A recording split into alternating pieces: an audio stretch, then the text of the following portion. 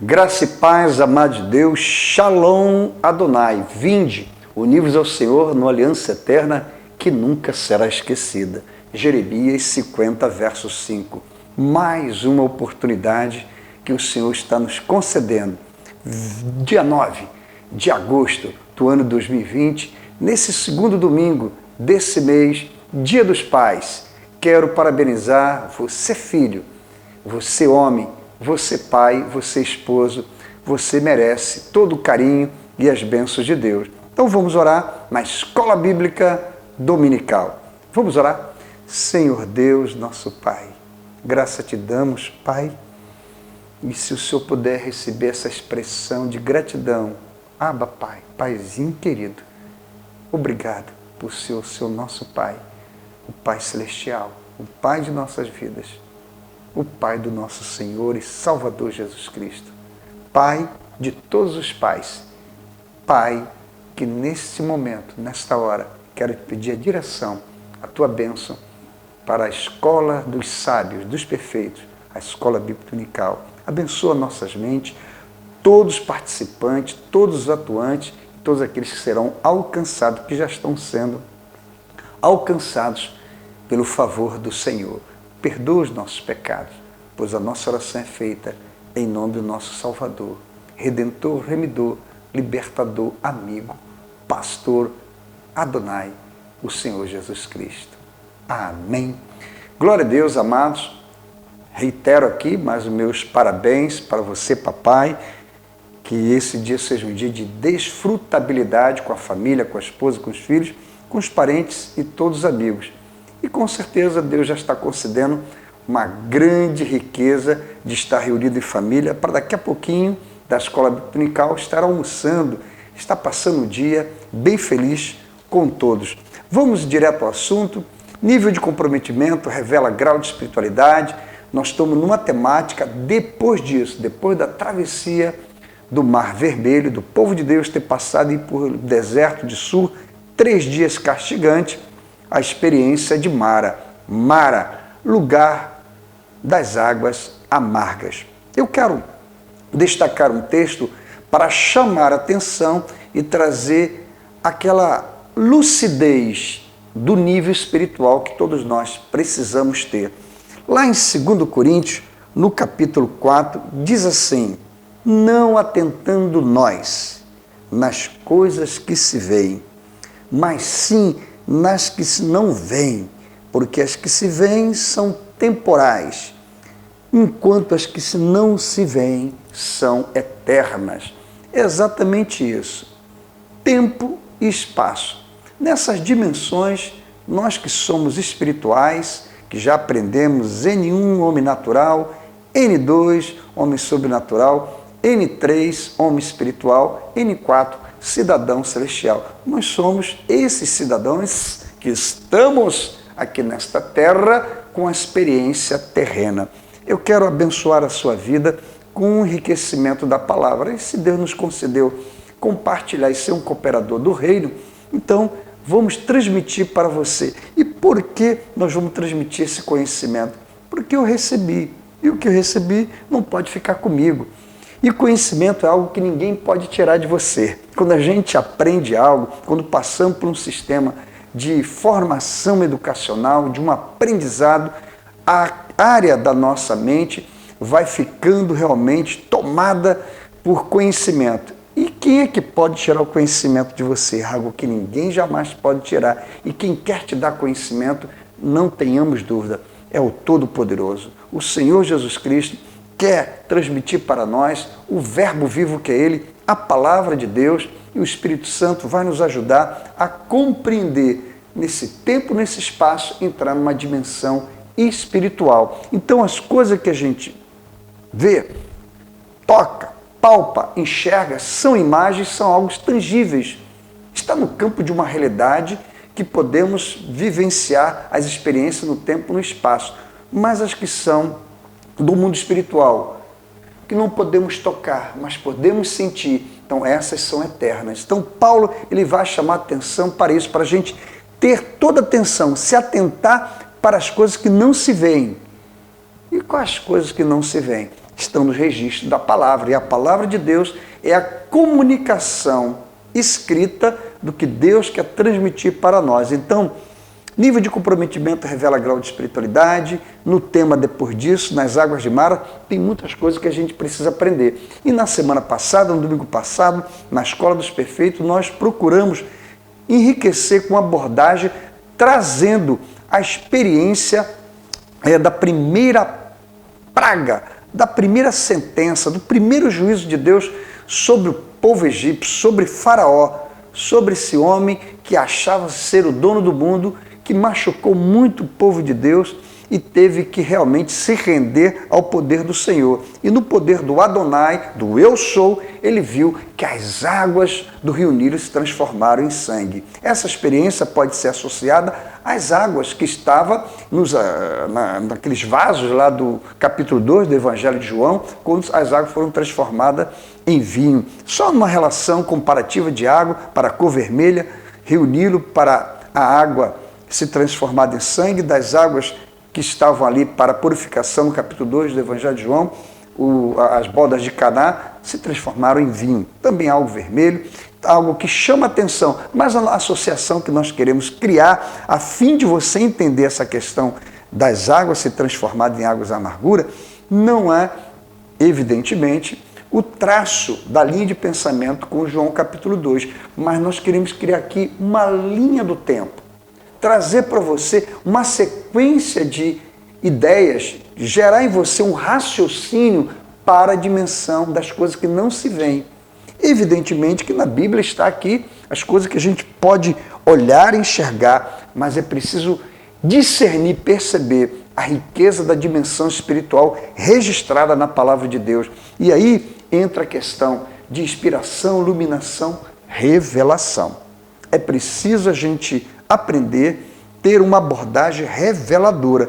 E queremos, com isso, criar a associação de ideias, uma linha de pensamento dentro de uma cronologia, dentro de uma série de fatos que ocorreram antes de Mara. E Mara é uma sinalização para entender o que Deus quer explicar. O que Deus quer apresentar? Aquilo que a gente não está vendo, mas observamos e lemos no capítulo 15 do livro de Êxodo, verso 23, 24, 25, quando eles foram beber, o povo de Deus foram beber as águas de Mara, águas amargas. O que isso sinaliza? O que isso quer trazer para nós? O que aquilo que não atentamos, que está dentro do mundo espiritual, que não está no campo da visibilidade, a gente precisa enxergar. Sim, eles viram, eles beberam águas amargas, mas isso tem a ver com quem? Qual a relação do povo de Deus, depois do deserto do sul, ter que encontrar água, no mínimo uma gota, quem sabe um copo d'água, se depararam com aquela amargura. O que isso quer explicar? Não é só interpretação, é uma transmissão da dimensão espiritual. Se é a palavra de Deus e é a palavra de Deus, tem conhecimento espiritual de coisas que a gente não vê, mas que é preciso enxergar porque elas são de valores eternos. Então, há informação eterna. Se nós estamos falando de informação eterna, nós estamos falando daquele que é o Senhor, que é o eterno, o único Deus, o verdadeiro Deus, eu sou o eterno, que é, através das Escrituras Sagradas, desse episódio do povo de Deus, nas águas de Mara, transmitir um valor eterno, transmitir algo que está acontecendo no mundo espiritual, ou que aconteceu, algo da eternidade. O que seria algo da eternidade? Dos anjos? Do Pai, do Filho e do Espírito Santo? Uma coisa eu posso dizer, não necessariamente dos anjos, mas está falando de Deus, porque aquele povo que foi beber aquela água eram filhos de Deus, era o povo de Deus, a menina dos olhos de Deus. Então, se é a menina dos olhos de Deus, se deve ter todo cuidado. Nós que somos seres humanos com a experiência espiritual aqui nesta terra, uma coisa que a gente deve cuidar do nosso corpo sempre são os nossos olhos. Já percebeu que a gente tem todo esse cuidado de sempre estar protegendo nossos olhos? A menina dos olhos, o Senhor, numa relação, quer cuidar da menina dos olhos. Quem é a menina dos olhos? Nós. Então, se há um cuidado, ele daria águas amargas? Não, ele queria dar águas doces. Transformou essas águas. Mas de quem estava falando? Do olhar do Senhor. Daquilo que nós não estávamos atentando como a árvore, que era a solução e não a água, nós devemos estar prestando atenção seguinte nessa pista, na dica, para você não ficar no vácuo, para você perceber, discernir, enxergar o mundo espiritual. Nós estamos falando de Deus. Deus tem sentimento. Aquelas águas amargas apontam para o sentimento de Deus que já destacamos em alguns apontamentos das aulas ministradas na Escola dos Perfeitos.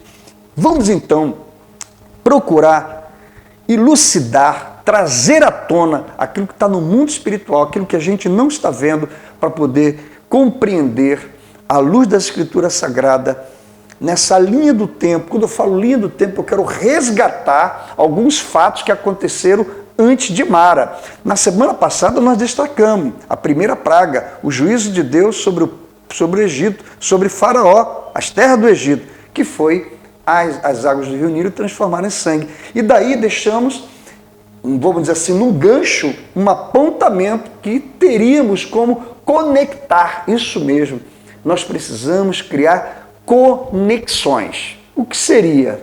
Não temos como entender esse mundo espiritual, essa revelação de Deus, se não for pelas dicas da palavra. Qual é a dica? Águas amargas. Opa, qual o sentimento? O povo estava num sofrimento só. Deus sofreu? É claro.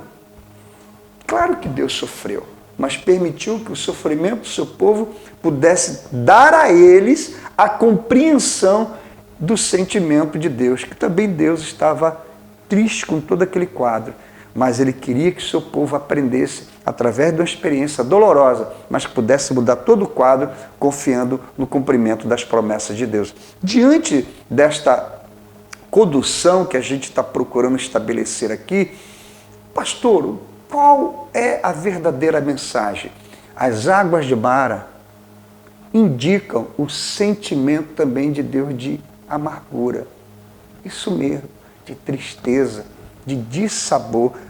E aí eu preciso agora trazer alguns fatos para que você, na pista da dimensão espiritual, da compreensão dos valores eternos, da compreensão desse sentimento de Deus, não é só esboçado, mas vertebrado, encarnado na experiência das águas de Mara.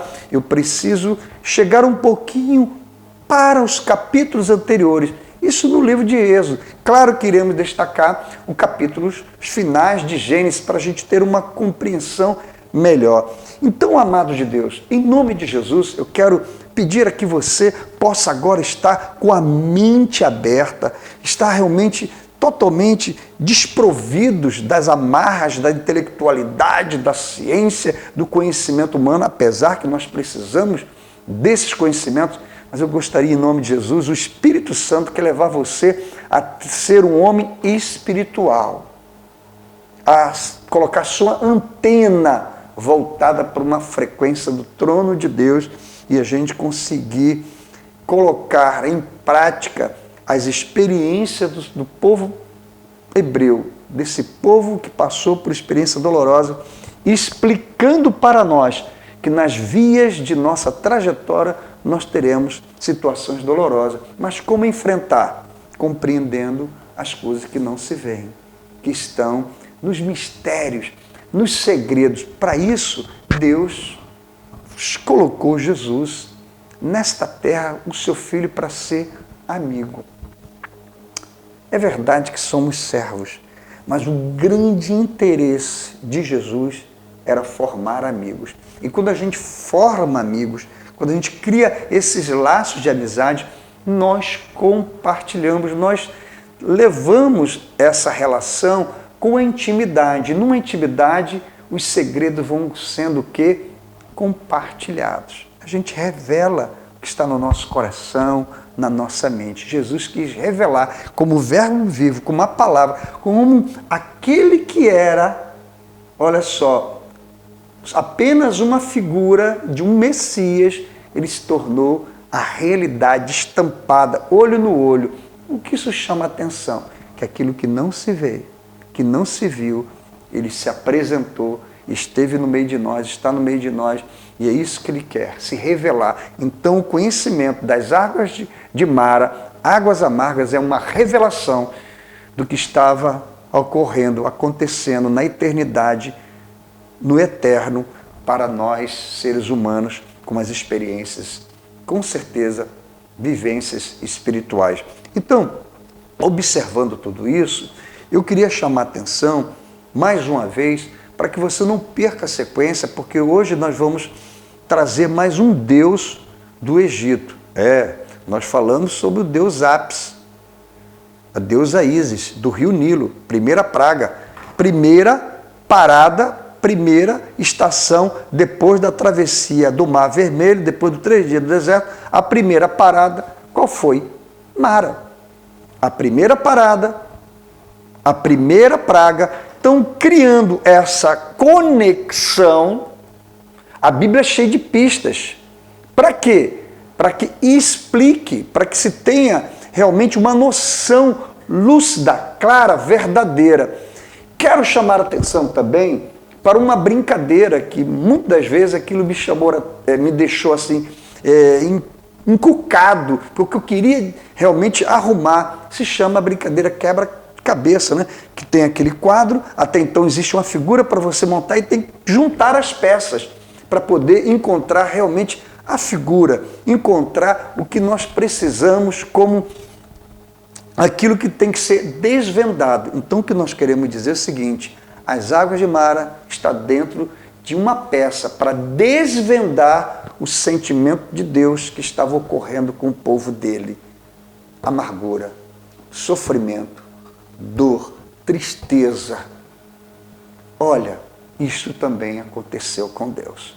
Para que eu possa trazer para você essas evidências dentro da abordagem bíblica, eu estou trazendo como exemplo a brincadeira de quebra-cabeça, de pegar, juntar as peças, elas estão todas embaralhadas e você precisa conectar, tem que ver quais são as ligações. Então nós vamos ligar fatos de Êxodo capítulo 15, Êxodo capítulo 7, Êxodo capítulo 1 e 2 e Gênesis. Nós vamos encontrar Gênesis mesmo, outros capítulos que nós vamos conectar bem no final desses capítulos. Então daqui a pouquinho nós vamos juntar essas peças e aí quando você vê aquela montagem, peça por peça, assim, você fica satisfeito em ter desvendado, em ter descoberto e ter encontrado, vamos dizer assim, a figura que realmente é o ideal de tudo aquilo que foi montando, foi criando o arranjo de ligar umas coisas com as outras. A Bíblia é assim, a Bíblia não quebra-cabeça, a Bíblia são revelações, né? Apresenta revelações para nós juntarmos as peças e descobrirmos o que Deus está falando mesmo, o que Ele quer falar. Ele quer transmitir para você, como amigo, as intimidades, os segredos de Deus. Há segredo por aqui e nós vamos penetrar nele, nas profundezas bíblicas e no conhecimento do discernimento de homem espiritual que discerne bem as coisas e ninguém consegue entendê-lo. Vamos daqui a pouquinho, na próxima etapa, nesse outro momento, vamos estar entrando na Bíblia e vamos usar o slide e também o quadro que se encontra atrás de nós. Nível de comprometimento revela grau de espiritualidade. Preste atenção, que agora nós vamos por uma abordagem bem profunda. Talvez haja no seu raciocínio um pensamento, mas para que tantas informações? Por que ir no direto ao assunto, com mais objetividade, do que ficar dando muita volta? Pode ser e pode parecer que nós estamos tendo como objetivo ocultar algumas ideias ou levar no rolando lero. Não temos nenhuma intenção. Meu interesse é quando a gente consegue ficar nesse desenvolvimento, trazendo as informações, sem fugir jamais do alvo da objetividade, que nós queremos dar uma elasticidade. Eu estou usando bem essa palavra, criando uma ampliação, de modo que nada possa fugir da sua compreensão. É dar mais informações, é desenvolver as ideias, garantindo a você todos os dados importantes para penetrar no mundo espiritual. É facilitar, no bom sentido, porque na realidade o que nós queremos é dar a você possibilidades, grandes possibilidades, para que você vá no mergulho das profundezas de Deus e crie essa relação tão vincular, tão grudenta, bem juntinho de Deus. Falando juntinho de Deus, né? Sempre juntinho de cada um de nós vamos encontrar a presença do Senhor. Olha só o que está escrito lá em Gênesis. Vamos lá juntar os fatos, vamos montar esse quebra-cabeça numa peça só e ver qual é a grande figura. A ideia mais importante, principal para encaixar todas essas informações é o seguinte: na tônica, Deus sentiu amargura. Por que eu dei essa parada? Porque quando a gente fala de sentimento de Deus, parece que é algo assim muito distante, só no imaginativo. A Bíblia está cheia de experiência do sentimento de Deus. E quando a gente encontra sentimento de Deus, que a gente está dando forma humana na pessoa divina. É a maneira de se expressar para que a gente tenha a compreensão do que Deus sente. Daí vem a chamada antropopatia, né? Que é dar sentimentos a Deus. Então Deus sentiu amargura. Nós queremos explicar isso. E onde está isso? Quando o povo foi beber as águas de Mara. Quando o povo bebeu, Deus já tinha bebido, Deus já tinha engolido, Deus já tinha ingerido muita amargura.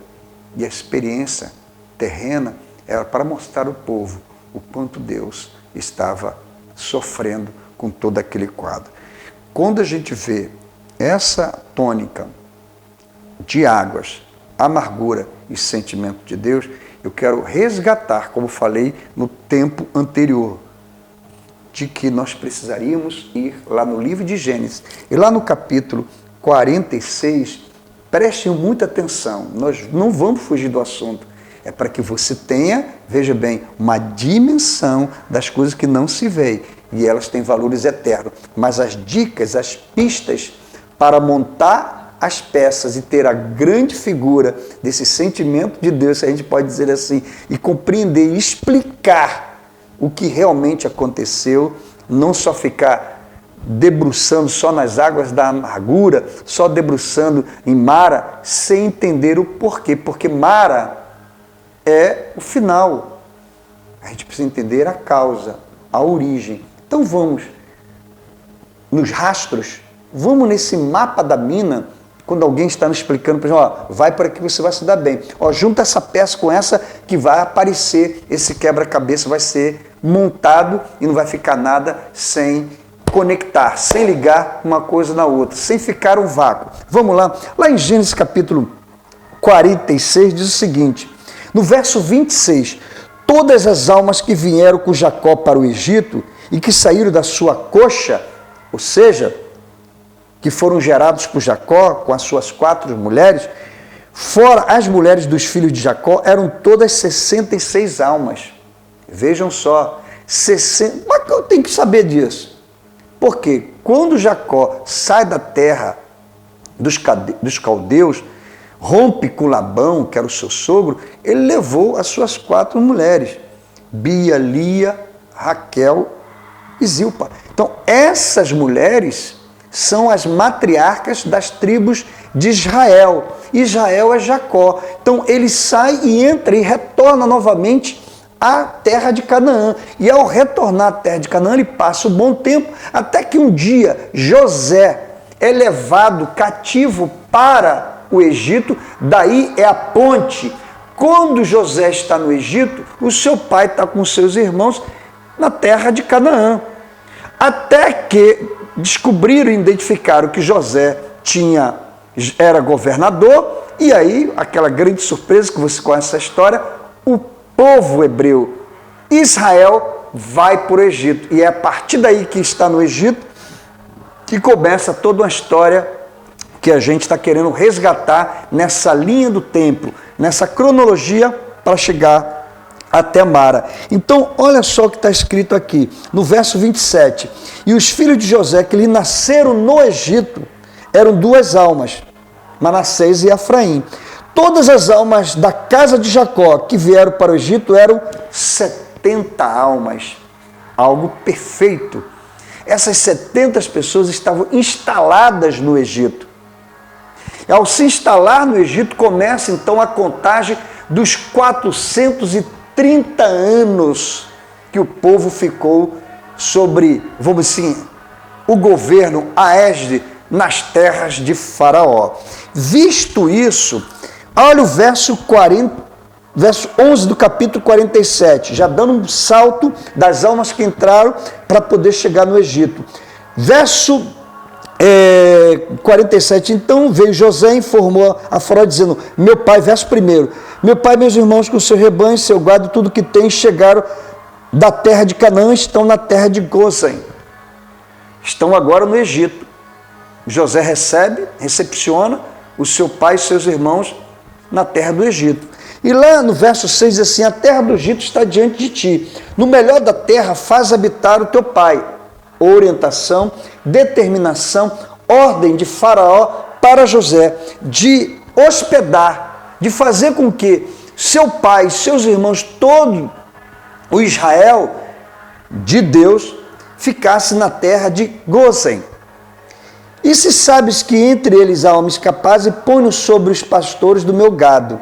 Olha bem, ali estava instalado o povo de Deus. No verso 11 do capítulo 47, diz assim, José, pois, estabeleceu ao seu pai e seus irmãos, dando-lhes possessão na terra do Egito, no melhor da terra. O melhor da terra Faraó determinou, e José, claro, sabiamente colocou os seus irmãos, seu pai, todos os seus familiares, todos os seus parentes, todo Israel, os filhos de Jacó, as 70 almas, estavam ali no melhor da terra do Egito. O melhor estavam para eles. Eles iam desfrutar de tudo que era bom ali no delta do Egito, na terra de Gósen. E vejam bem, dando-lhes possessão na terra do Egito, verso 11, no melhor da terra, na terra de Ramassés, como o Faraó ordenara, o melhor da terra dá para os teus irmãos.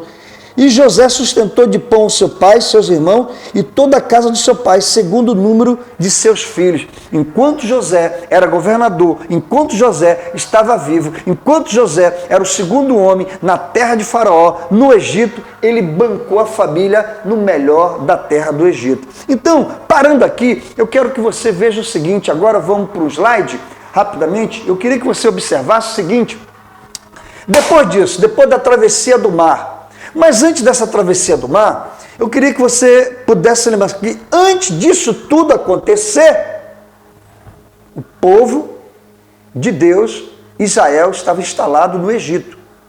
430 anos. Então eles atravessam o mar. E ao atravessar o mar, eles percorrem 3 dias no deserto de Sur e vão encontrar mar. Vamos para o segundo slide, rapidamente. Depois disso, Mara, a quarta estação, é a quarta. Estão lembrados?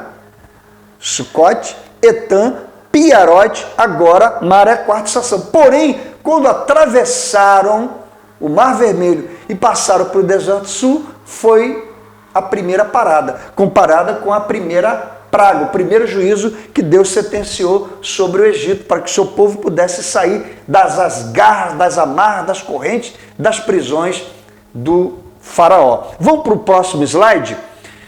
Da ânsia ao duro sabor, eles foram beber, é onde nós queremos chamar a atenção, foram beber das águas. Quando foram matar a sede, era amargo. É a dica, é a tônica daquilo que não se vê. Você está vendo água, mas eles não viram a árvore, a solução. Era fato, realidade, aconteceu que o povo estava ali, quase 6 milhões querendo beber água. Mas o que isso quer transmitir? É só um dado, um fato histórico? É apenas uma informação? Não, meu amado.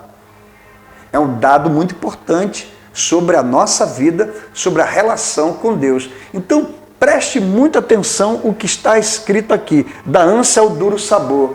Deus estava ansioso? Não. Deus estava com um sentimento ferido, porque feriram o seu povo. Daí a tônica, amargura, sentimento amargo. Vamos à próxima figura, rapidamente?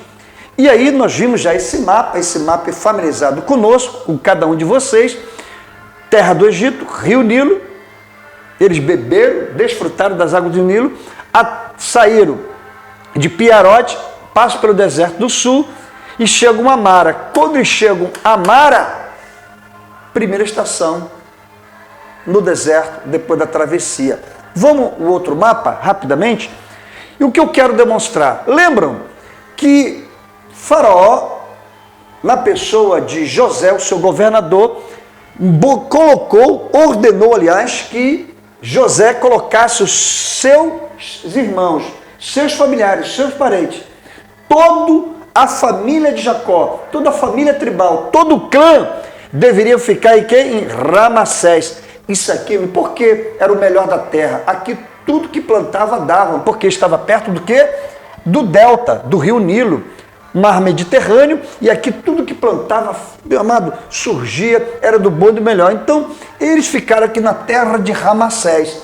É isso que eu quero mostrar para vocês através desse mapa. Então, visto esse mapa, o que chama a atenção agora é o seguinte, pode tirar o mapa, quando você está vendo esse mapa, eu quero destacar em que lugar que eles ficaram. Ficaram no melhor das terras que Faraó tinha permitido, do bom e do melhor. Isso mesmo. Qual a ligação com a amargura? Meu irmão, José esqueceu a amargura de ter sido vendido para o seu irmão. O pai deixou de ficar amargo porque viu que seu filho José não estava morto, estava velho.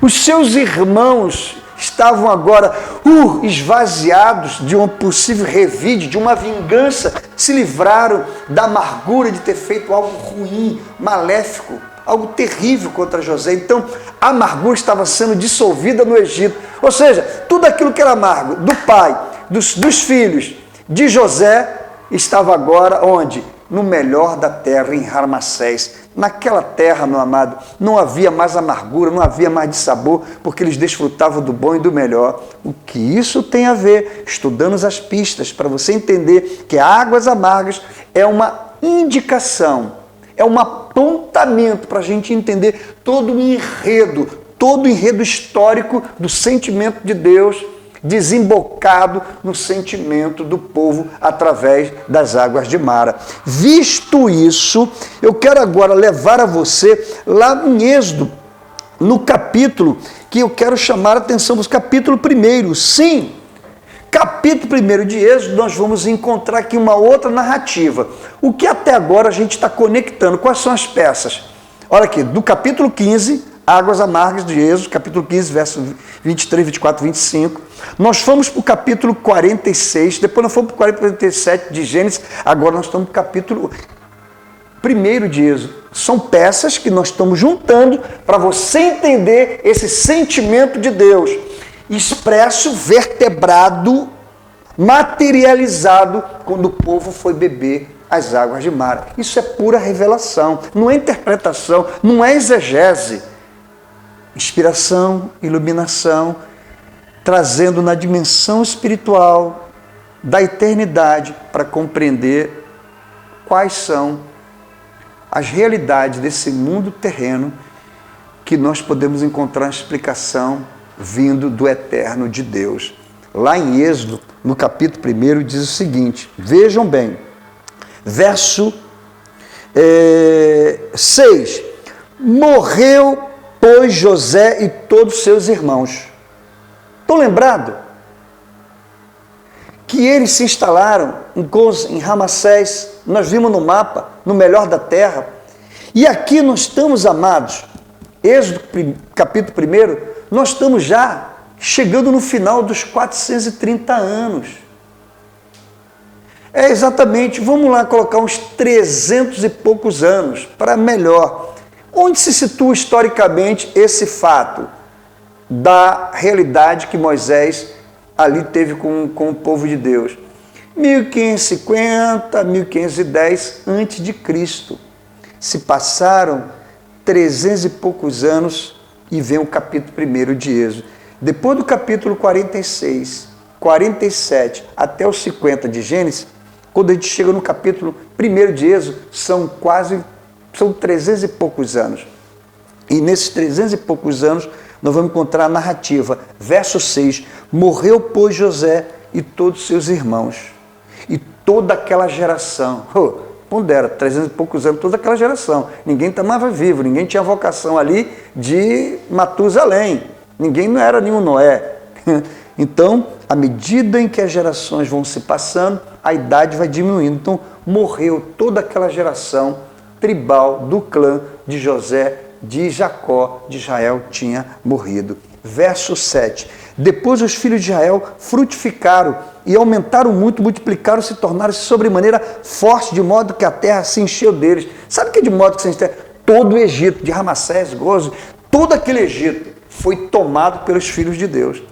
O povo para se multiplicar, o povo para gerar filhos, realmente é o cumprimento lá de Gênesis, da promessa, crescei, multiplicai, enchei e povoar a terra. Isto estava no DNA, no sêmen do povo de Deus.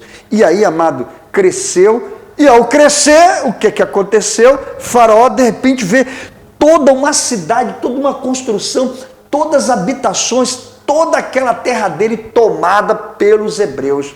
Aquilo assustou, porque Egito, os filhos do Egito, os egípcios, não estavam crescendo como o povo de Deus, os hebreus. Então aquilo assustou e despertou um interesse assim maligno, arruinador, mal na cabeça de Faraó. Olha só no verso 8. Entremente se levantou sobre o Egito um novo rei, um novo Faraó, que não conhecera José. Se passaram todos os 300 e poucos anos, surgiu um novo rei, um novo Faraó do Egito. O que aconteceu? Não conheço José. A história foi apagada. O único registro de que José estava vivo ali e todo o DNA do povo de Deus era que eles se multiplicaram. Isso assustou, isso estava ameaçando, porque quem que mandava no mundo? Faraó. E quando ele vê nas suas terras um povo que não era egípcio, era hebreu, na sua terra crescendo, ameaçou. Mas só que eles não tinham armas. Quem que tinha armas? Todos os egípcios. Quem que mandava no mundo? O reino de Faraó. Os hebreus não tinham nenhuma capacidade bélica militar. Então não assustava beligerantemente, mas assustava no seu crescimento. O que isso chama a atenção? Onde eu quero levar você? Isso estava gerando amargura para Faraó. Ele estava assustado, está ficando azedo, ácido, irado, porque o povo dele não crescia, mas o povo de Deus crescia. Vamos para o próximo tempo e a gente vai crescer em nome de Jesus. Amém? Nosso interesse, através de todas as informações e a narrativa que nós estamos fazendo, à luz da palavra de Deus e destacando esses episódios, é a linha do tempo. Lembra quando eu falei que eu preciso resgatar algumas informações para montar essas peças e você entender águas amargas? Poderíamos restringir essa ministração apenas em uma aula, como se estivéssemos num púlpito ministrando a palavra de Deus. Porém, nós estamos numa condução temática, onde a gente está colocando um transbordar de informações a fim de que aumente sua capacidade e você consegue se adentrar às profundezas de Deus, entrar nos portais das dimensões espirituais e compreender a casa que um dia todos nós vamos morar. E tem sentimento para ir para lá, tem sentimento de Deus para nos receber. Falando de sentimento, águas de Mara, meu amado, dentro daquilo que Deus nos confiou, eu quero transmitir para você, é revelar o sentimento também de amargura que estava em Deus. Deus sofre alteração, Deus é imutável. Eu estou dizendo que nós estamos dando sentimento humano a Deus para que você possa compreender essa relação entre amigos. Os amigos desabafam, os amigos compartilham, os amigos dizem que está sentindo um com o outro. Então Deus está mostrando numa visão, numa percepção de relação confiável entre os amigos, que ele estava amargo em coisas que fizeram com o povo dele. Então, águas amargas de Mara é o indicativo nessa montagem das peças, como a gente pode identificar, através da revelação da palavra, o que realmente águas de Mara significa, o que a gente pode mexer nessas águas, o que a gente pode trazer como conhecimento. Então, nós paramos no ponto em que Faraó desconhecia completamente Jacó e todos os seus irmãos e José. E olha que José estava na história de Israel, estava na história do Egito, como governador que mudou, sabe, todo o sofrimento, toda a dor. E nós vimos ponto por ponto a dissolução das amarguras. Mas aqui Faraó estava enfurecido. Ele disse no verso 9, no capítulo 1, disse ele a seu povo, olha bem, eis que o povo de Israel é mais numeroso e mais forte do que nós. Havia um reconhecimento, isso deixou encabulado. Começou a entrar o quê? Nesse campo da dimensão espiritual. Sabe o que estava acontecendo aqui? Batalha espiritual, começaria a guerra, meu irmão. Aumentou o exército de Deus, menor exército de Egito.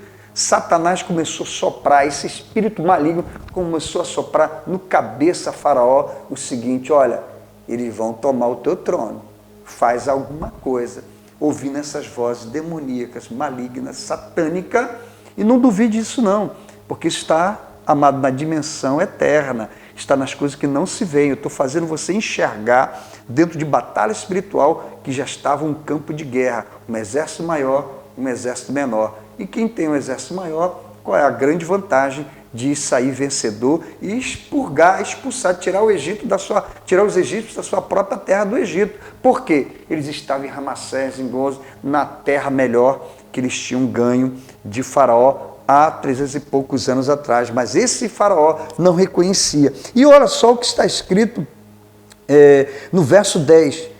Eia, usemos de astúcia para com ele, para que não se multiplique, e aconteça que, vindo guerra, ele também se junte com nossos inimigos e peleje contra nós e se retire da terra. Olha só, já estava havendo toda uma estratégia, toda uma orquestração, uma arquitetação de plano de guerra, porque o povo de Deus, quando cresce, ameaça todos que estão do lado.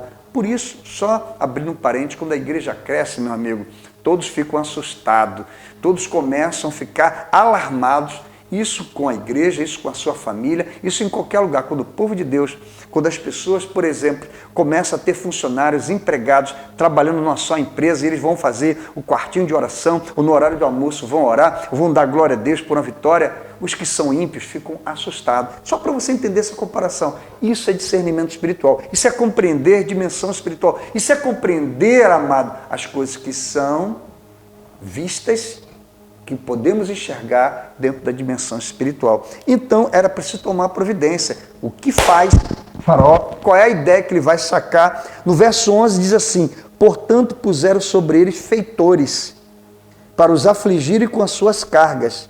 Meu irmão, preste atenção. Qual foi a estratégia? Vamos arrancar o couro do povo de Deus. Vamos arrancar o couro deles. Eles não são filhos dessa terra. Eles são estrangeiros. Estão aqui há bom tempo. Não reconheço José. Qual a promessa? Eles não vão ficar com a propriedade. Não, eles estão desfrutando do bom e do melhor da nossa terra. O Nilo está dando tudo para eles, para a gente também. Mas olha, eles estão crescendo. Pode tirar a gente daqui. Antes que isso aconteça, vamos fazer o seguinte. Nós temos as armas na mão. Nós somos o governo, isso Satanás tudo soprando na cabeça do Faraó e nos seus feitores. Começou a criar certos capitães, chamados feitores, que eram o que? Os torturadores. Surgem aí as figuras dos torturadores do povo de Deus. Começaram, enfim, que a gente já viu em filme, já viu em noticiários, já viu em documentários, já vimos em séries, vimos até em novelas, que os feitores, aqueles que realmente afligiriam e afligiram o povo de Deus, arrancaram o couro, castigaram, meteram o chicote, torturavam para fazer tijolos. Fazer tijolo para quê? Para construir, edificar e fazer monumentos, fazerem o quê? Cidades gigantescas, por isso que vem a palavra faraônica. Era a mania de grandeza, de gigantismo. Foi o que aconteceu. Arrancaram o couro, meteram o chicote nos filhos de Deus, e aí é uma maneira de quê? De aprisioná-los. Vocês são escravos, vocês são servidores. Surge, meu irmão, a amargura. Deus vê tudo isso acontecendo. Depois de toda a bonança desses 300 e poucos anos, agora vem um castigo. Vamos despejar nas costas desses hebreus, desses judeus, desses filhos de Israel, tudo que a gente precisa para eles colocarem no devido lugar. Rapidinho. Quando a gente destacou aqui a questão dos filhos de Deus crescendo, nós podemos observar o seguinte: nós, filhos de Deus, nós ameaçamos. Qual é a prática disso? O que significa isso? Vão querer jogar tudo nas suas costas. Na escola, no trabalho, até mesmo na igreja, na rua, na comunidade, os filhos de Deus sempre serão vistos como ameaçadores. Então a gente precisa extrair daqui, aí começa a amargura. Há uns que fazem macumba, despachos, trabalhos, outros que jogam agouro, outros que protestam, outros que falam mal de você, que inventam história. Isso é na prática. Esses são os feitores que querem machucar, afligir os filhos de Deus. Mas saibam que as águas amargas um dia se tornam doces. Espere, e você vai ver que o sentimento de Deus vai ser revelado. Mas a gente está vendo aqui, olha só, verso 11. Assim os israelitas edificaram para Faraó cidades armazéns, Pitom e Ramassés, como a gente viu no mapa. Está vendo aqui no mapa? Aqui, ó, Pitom e Ramassés. Começaram essa cidade todos armazém. Por quê, meu irmão? Aqui no Delta, como produziam coisa, frutos, tudo dava do bom e do melhor, dos cereais, agricultura pujante, magnífica, era dos braços de quem? Dos filhos de Deus. Agora eles tinham que quê? Arrancar o barro vermelho, formar aqueles tijolos, queimá-los e olha o chicote nas costas comendo, porque os feitores eram os torturadores do povo de Deus. O que a gente fica pensando aqui? Meu irmão, aí começa o enredo da amargura. Deus está vendo tudo isso. O povo durante anos se acomodou, ficou ali do bom e do melhor. Isso pode acontecer. Você se acomodar achando que está dando tudo bem, mas quando começam as perseguições, quando começam as assolações, tem pessoas que abandonam, porque acham que a relação com Deus é de mar, de almirante, na marolinha, naquela espuminha. Amados, acontecem as ondas impetuosas, há maremoto. Jesus passou por isso, mas ele tem uma voz: acalma-te. Então a gente precisa entender quando esses desafios da vida surgem, quando a amargura surge. O que eu quero aqui transmitir para você não é só isolar, restringir o beber as águas de Mara. Beber as águas de Mara é a revelação do sentimento de Deus. Eu estou procurando abordar, extrair esse jorrar da palavra, a revelação de que agora, torturados, machucados, começa a amargura. Meu amado, e aí você vai compreender mais ainda. Faraó começa a escravizar o povo de Deus.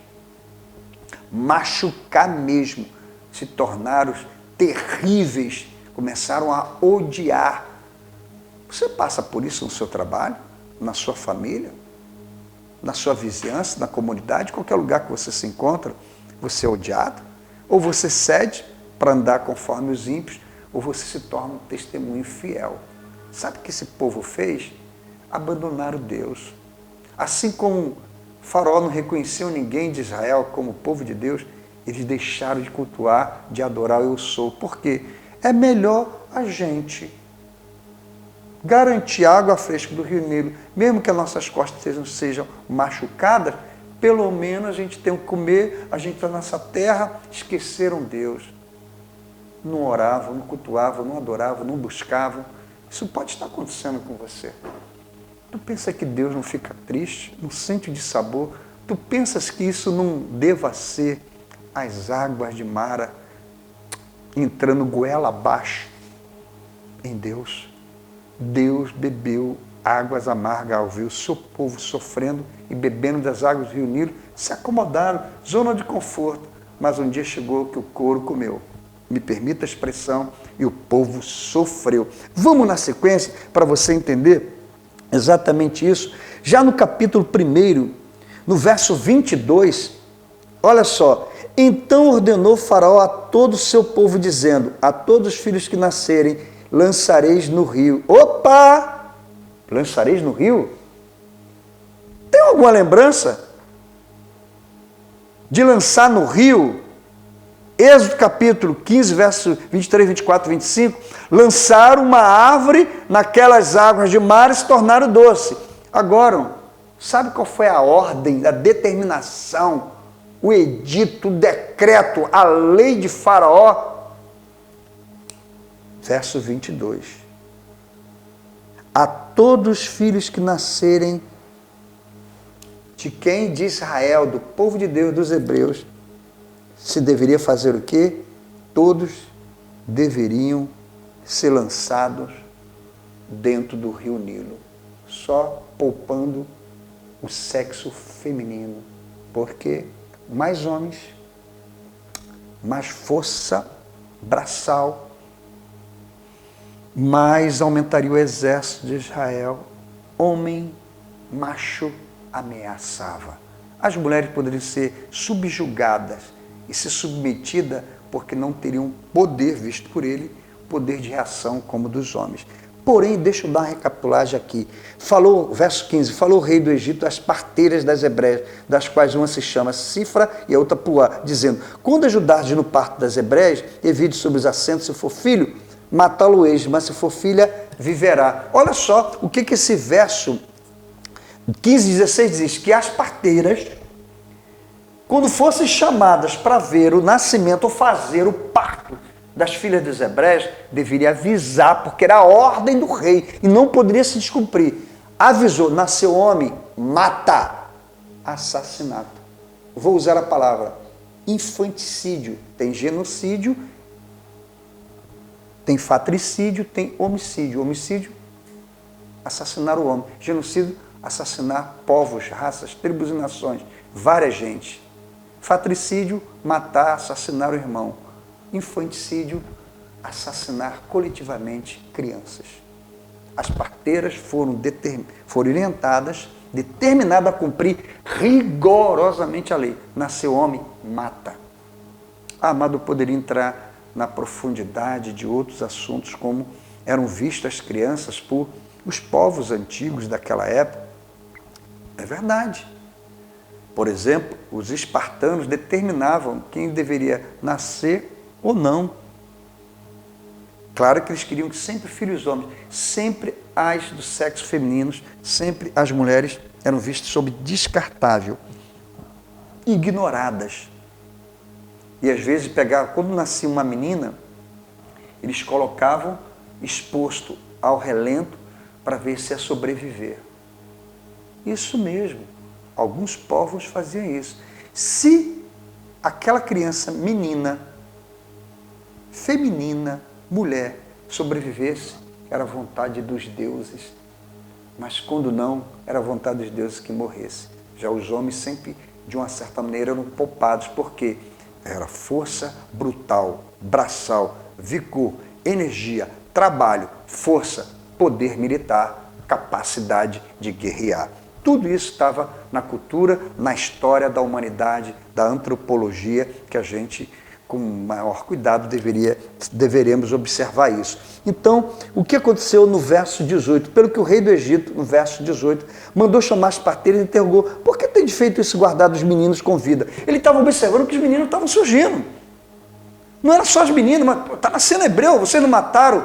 Sabe qual foi o que Cifra e Puá, as parteiras, falaram, não, as mulheres hebreias são espertas. Quando a gente pensa que, opa, vamos fazer o parto, elas já tiveram, são vivas. Só que eu quero adiantar um pouquinho, no verso 20, portanto, Deus fez bem às parteiras, e o povo aumentou e se foi fortalecendo muito. Meu amado, um plano de Deus, mesmo com a ordem de Faraó de matar os homens, matar os meninos, matar os filhos, matar o macho, porque queria impedir que o exército aumentasse e teria uma força maior, mata as meninas, poupas, porque se tornariam totalmente subjugadas pelo império faraônico, por Faraó. Agora os meninos foram nascendo. Deus tem um plano, Deus queria crescer, fazer o seu exército crescer. E aí, amado, verso 22 é que surge a ordem. A todos que nascerem lançareis no rio. Ou seja, agora é o seguinte, se vocês souberem, até os hebreus souberem que nasceu um menino, a ordem é jogar no rio. Que rio? Rio Nilo. Estão lembrados das duas divindades, a deusa Ísis e o deus Apis? Fertilidade, amor, magia, força natural, que regiam, que governavam, que eram os donos do rio, das águas. Onde essas crianças deveriam ser jogadas? Meninos, no rio. Se um egípcio soubesse que nasceu um menino, ele não precisava nem chamar um guarda. Ele pegaria, arrancaria essa criança dos braços dos seus pais, da casa, e jogaria no rio Nilo. Se até mesmo um hebreu soubesse que um filho de hebreu, do Egito não, dos egípcios não, nascesse, ele denunciava, sabe por quê? Porque ele fazia conchavo com egípcios.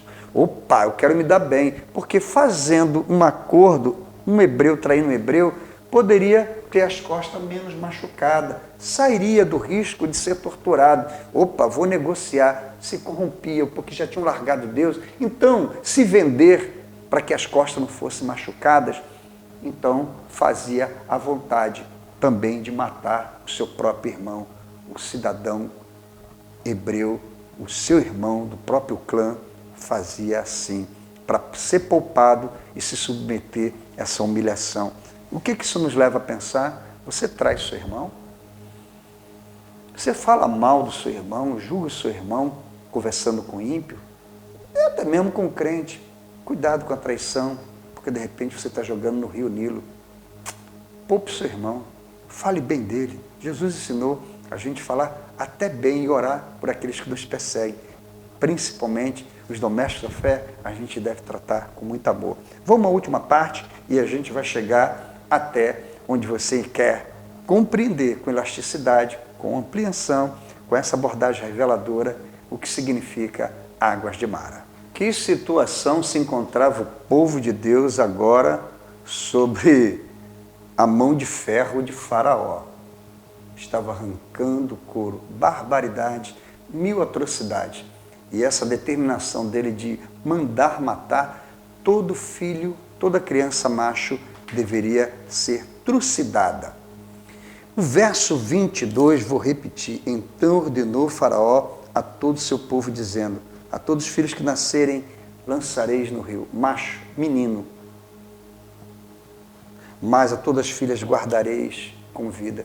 Esse verso 22 merece um tratamento, merece uma explicação, porque é nesse verso 22 que surge algo muito notável. É a figura do terceiro Deus do Egito. Isso mesmo, terceiro Deus. Nós vamos ver, vejam bem, na próxima figura, que eu queria que pudesse expor agora, essa é a deusa Ísis, deusa dona do mar, a deusa da fertilidade, da reprodução, a deusa do amor, e vista também como a deusa das crianças. Tem uma questão. Mais do que isso, a deusa da magia, do encanto, dos trabalhinhos, está entendendo o que estou falando? Da feitiçaria. Ela é vista como aquela que transforma as coisas, que tem um controle das coisas, que faz surgir os sobrenaturais. Ela reinava no Nilo, ou seja, do seu conhecimento. O que tem a ver com Mara? Águas. Essa deusa, para os egípcios, essa entidade, essa figura, dominava as águas do rio Nilo. Com quem? Com outra próxima figura, que a gente vai ver aqui. Apis. Touro, a força brutal, a natureza. A gente vai ver também que ele é conhecido como o deus da reprodução, da fertilidade, a força brutal, a capacidade impetuosa. Esses dois deuses nós vimos na semana passada. O que tem a ver isso? O sentimento de dor, de aflição, de castigo, de tudo que de mal estava acontecendo com os filhos de Israel. Deus, o Adonai, o Elohim, também sofria com isso. Ao ver esse sofrimento, a amargura estava no pai, a amargura estava nos filhos. E Faraó, com o seu povo, ria à toa, porque os seus deuses é que estavam por trás disso tudo. Mas a gente sabe, dentro do campo da espiritualidade, você que é espiritual, são forças satânicas, demônios, entidades com poderes. Claro que estão numa configuração, mas por trás disso tudo, aquilo que nossos olhos não estão vendo, é uma revelação de que são seres, forças espirituais da maldade. Agora, quando a gente viu, e eu quero que apresente agora a próxima figura, essa aí, qual é essa figura aí? Sabe o que é essa figura aí? Dá para passar outra figura para poder ver como... Ó, essa figura aí, pare aí nessa aí. Você está vendo que é uma cabeça de jacaré. Nós vimos que Ísis era uma ave. Nós vimos que Apis era um touro. Agora nós estamos vendo o quê? Um jacaré. Volta à figura anterior, rapidinho. Olha só, a cabeça de um jacaré. Existe dentro do campo dos estudos e que se ocupa a aprofundar no conhecimento das matérias, da disciplina, se chama algo assim, antroposoformismo. O que é isso?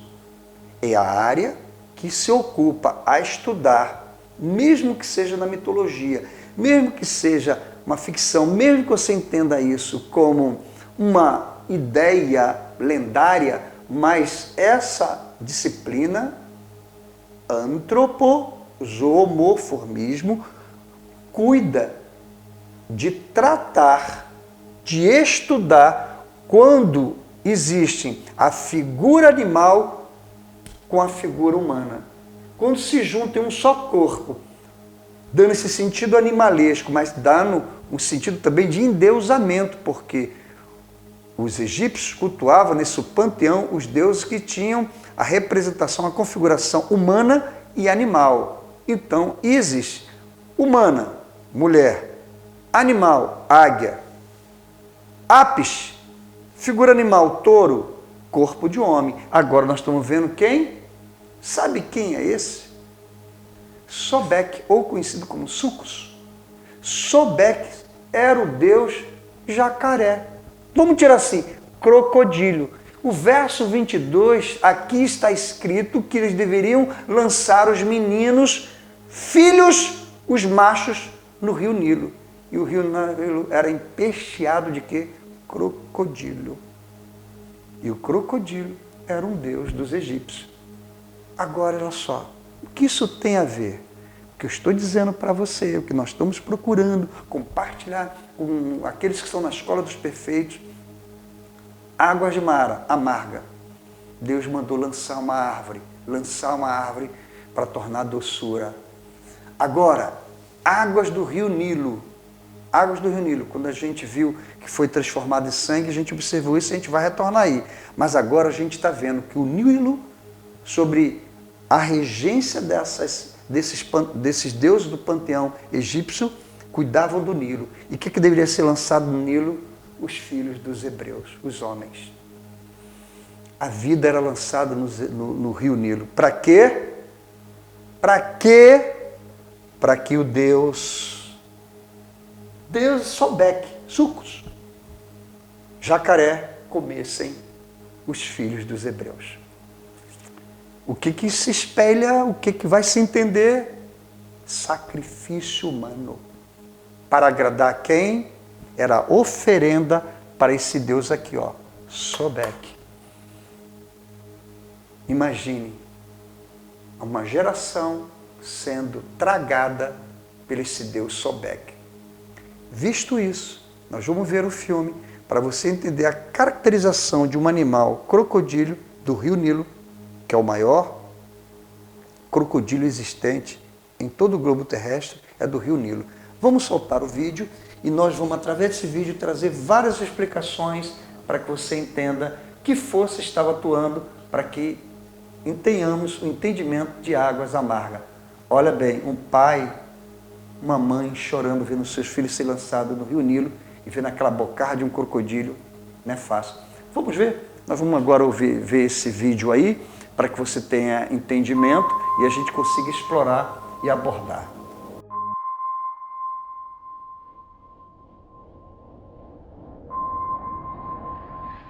Há milhões de anos, esse monstro pré-histórico tem prosperado comendo qualquer coisa que encontrar em seu caminho. Um dos maiores predadores do mundo. Esse é o crocodilo do Nilo. Quando esse devorador lança seu ataque e arrasta a presa para a água, não há praticamente como escapar. Com uma boca armada com 65 dentes e uma das mandíbulas mais poderosas do planeta. A sua mordida é esmagadora, produzindo uma força de 1,1 toneladas de força de mordida. Por tamanho, a sua mordida é mais poderosa que a de um tubarão branco. Mas, ao contrário do tubarão branco, o crocodilo não rasga pedaços de sua vítima viva. Esse predador usa suas mandíbulas poderosas para puxar a presa para baixo d'água, tempo suficiente para afogá-la. Essas mandíbulas representam uma das ferramentas mais poderosas de ataques da natureza. Eles são capazes de matar gnus, zebras, gazelas, porcos selvagens, búfalos e até mesmo ataques contra hipopótamos, elefantes e leões já foram registrados. O crocodilo tem músculos de contração super rápidos em sua mandíbula, que gera 65% mais força que um músculo de contração rápida normal. O tamanho de sua mandíbula também é enorme, o que lhe permite gerar mais velocidade quando ela a fecha. Ele a fecha em uma velocidade ultra rápida, cerca de 9 metros por segundo, quase 4 vezes mais rápidos que o bote de uma cascavel. Esse é extremamente poderoso e incrível. Ser uma presa do crocodilo do Nilo não é nada fácil. Quando é pego por suas mandíbulas, as chances de escapar são quase zero. Não é à toa que esse predador incrível prospera há milhões de anos no Rio do Nilo. Talvez você deva assim, qual é a ligação? Amados de Deus, nós vimos que infanticídio ocorreu no Egito de um rei, de um faraó que não tinha o menor interesse de ver no passado, na história dos antepassados, dos outros reis, o quanto o Egito foi abençoado, o quanto as terras do Egito foram favorecidas pela presença dos filhos de Deus, através da vida de José. Mas nós vimos, e nós estudamos hoje, em que esse rei que ordenou, quando uma criança nascesse, as parteiras deveriam matar, no caso, filhos, no caso, meninos, no caso, se nascesse homem, deveria serem assassinados. Infanticídio, uma série de mortes. Você deve estar perguntando, ocorreu isso? Ocorreu em alguns casos. O que isso tem a ver com esse filme? Que agora a sentença, o decreto barbarizador, cruel, infame, era levar todas as famílias na terra de Egito, dos hebreus, se nascesse um menino, seria lançado no rio Nilo. Como não bastasse, dentro de um campo de guerra espiritual, ter Ísis atacando com a sua magia, demonstrando fertilidade, tinha Ápice atacando com sua impetuosidade, sua força natural. São figuras, mas com ações espirituais. E agora vem a terceira figura. Qual é a figura? A figura de Sobek, a figura do crocodilo. E nós vimos na narrativa do vídeo quais são as características amedrontadoras de um crocodilo. Já imaginou uma bocarra daquela, vendo uma criança ser lançada no Rio Nilo, um recém-nascido, um bebê frágil, vulnerável. Qual é a chance de viver? Quase nenhuma. E assim, por detrás, essas cenas, por detrás, nos bastidores, no mundo espiritual, era Satanás rindo à toa, mastigando suas mandíbulas através da boca dos crocodilos, massacrando os filhos de Deus. Você vai dizer o seguinte, o que isso tem a ver? Lembram do ajuntamento das peças? não é do quebra-cabeça, mas a gente conectar para trazer a explicação, conseguir enxergar qual é o verdadeiro quadro das peças juntas. Águas amargas. Beberam águas amargas, o povo de Deus bebeu, mas Deus já vinha bebendo essas águas amargas há muitos anos. Então, essa experiência para demonstrar o quanto Deus sofreu. Não que Ele queria que o povo sofresse, mas para entender na pele o que era realmente amargura. Não é amargura só da água de saborosa, mas a amargura agora de ver os filhos de Deus, os hebreus, aquelas crianças inocentes, serem lançados do rio Nilo como oferenda ao Deus Sobek, na figura do crocodilo. Aquele animal de 6 metros, massacrando aqueles bebês, era divertimento, era recriação dos egípcios e gargalhada de todo o inferno. E como é que estava Deus? Não eram mais só gotas, eram lagoas entrando no sentimento de Deus, da amargura da dor, da tristeza de ver os filhos de Deus sendo abocanhados pelas garras, pela bocarra, pela mandíbula de Satanás na figura do Deus Sobek. Está dando para entender isso? Por isso que eu falei, ver, ouvir é uma coisa, são coisas temporais, são coisas realizáveis, são coisas tangíveis, são coisas palpáveis. Mas existe um mundo espiritual por trás disso tudo. Por isso que eu li na segunda carta do capítulo 4 de Coríntios, e bem claro, e vou ler para que você não mais esqueça isso, e sabe com que a gente está lidando. Por isso que a gente vem batendo na tecla de 1 Coríntios, no capítulo 2, sobre sermos espirituais, entendermos, não atentando nós nas coisas que se veem. Não é o crocodilo, meu irmão, mas sim nas coisas que não se veem. O que é que não estava vendo? Estava vendo os crocodilos massacrarem, arrebentarem com o corpinho tão inocente.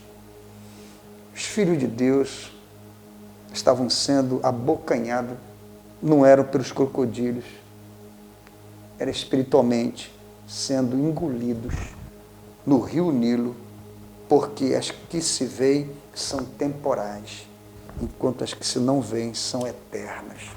Havia uma sentença eterna para Satanás, porque o inferno foi feito por diabo e seus anjos. E eles queriam, com toda a força, através de Ísis e Apis e agora Sobek, essa trindade que a gente vai estudar domingo que vem, com maior aprofundamento.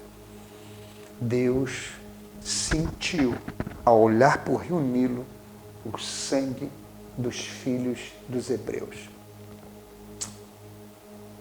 Está dando para entender porque as águas do rio Nilo se transformaram em sangue. Tudo apodreceu lá, porque quando eles jogaram aquelas crianças no rio Nilo, elas iam apodrecer. Só que o rio não podia ser contaminado, porque a deusa Ísis e o deus Apis não podiam ficar nas águas com corpos de hebreus apodrecendo. Então o serviço agora era do violento, do Deus da fúria da violência. Qual era? Sobek, o Deus crocodilo. Esse era o serviço dele, comer todas as oferendas infantis. Deus sentiu amargura ao ver aquele Nilo sendo o espaço, o altar do Deus Sobek, do crocodilo. Que dor! Quando seu filho está dodói, sente uma dor. Quando seu filho está febril, quando ele se machuca, você, pai, sente a dor. Imagine a amargura que Deus sentiu em ver. Ele não fez nada, todas as coisas contribuem para o bem. As águas do rio Nilo iam se transformar em sangue para trazer na lembrança de Faraó o massacre, a destruição dos hebreus. Tudo isso aconteceu porque eles se apostataram, se desviaram, abandonaram o eu sou. Então agora vinha Moisés. Domingo que vem, outras profundidades. Só que agora, na escola bíblica dominical presencial. Terceiro domingo será presencial, será na Escola Bíblica Dominical, será na PIBAB. Esses livros, agora à noite, domingo à noite, nós estaremos compartilhando para você investir. São quase 30 livros de temas, experiências formidáveis. E o papai invista para que a gente possa também investir no reino de Deus através de melhores equipamentos. Sei que estou sendo muito rapidinho, mas para você entender, hoje à noite nós estaremos com esses livros para você